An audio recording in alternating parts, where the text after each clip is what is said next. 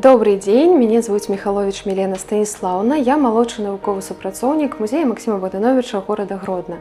Гэты музей з'яўляецца літаратурным аддзелам Гродзенскага дзяржаўнага гісторыка-археалагічнага музея. Сёння ў цэнтры нашай увагі своеасаблівы матэрыяльны сведка духоўных сувязей двух майстроў беларускага слова.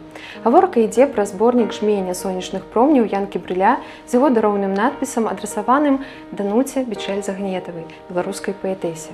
Як вельмі ўдала ў свой час выказаўся беларускі літаратуразнаўца Серафім Андраюк, Янка Брыль – пісьменнік-наватар. Наватар па самой прыродзе свайго таленту.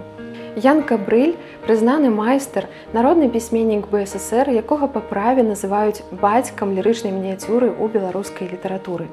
Зборнік жмення сонечных промняў якраз і стаў першай кнігай лірычных мініяцюр Янкі Брыля. Выйшла кніга ў 1965 годзе ў выдавецтве «Беларусь» і стала сапраўдным дзённікам душы пісьменніка.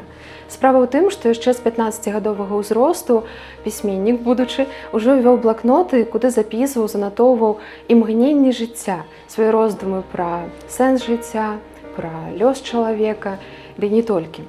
Сам зборнік пачынаецца словамі «дарогі, сустрэчы, ўражанні» і верны спадарожнік літаратара, памочнік яго памяці, блакнот.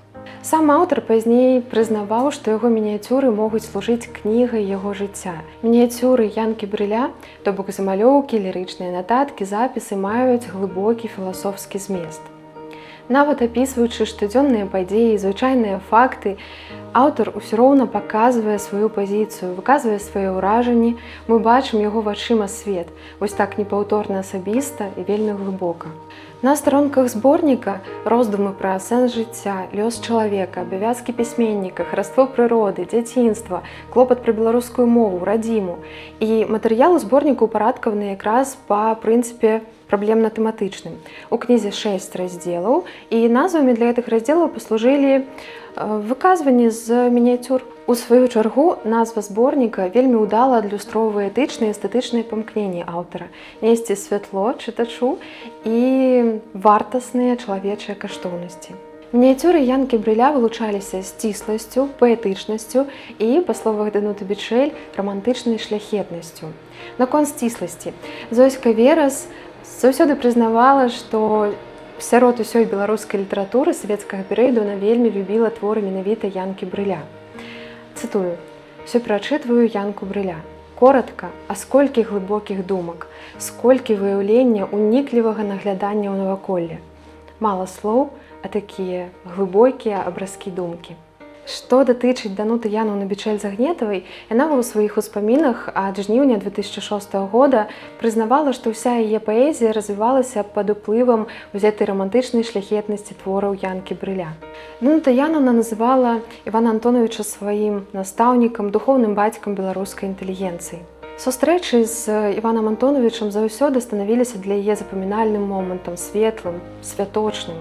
Бачыліся яны і ў Мінску, і ў Гродні. У Гродна пісьменнік прыязджаў на справаздачныя пісьменніцкія сходы і на літаратурныя вечарыны, да прыкладу, з нагоды стагоддзя з дня нараджэння цёткі. І спецыяльна Іван Антонович прыязджаў у Гродна, каб наведаць імпрэзу з нагоды прысуджэння Дануце Яноўне дзяржаўнай прэміі БССР Янкі Купалы, гэта 1984 год.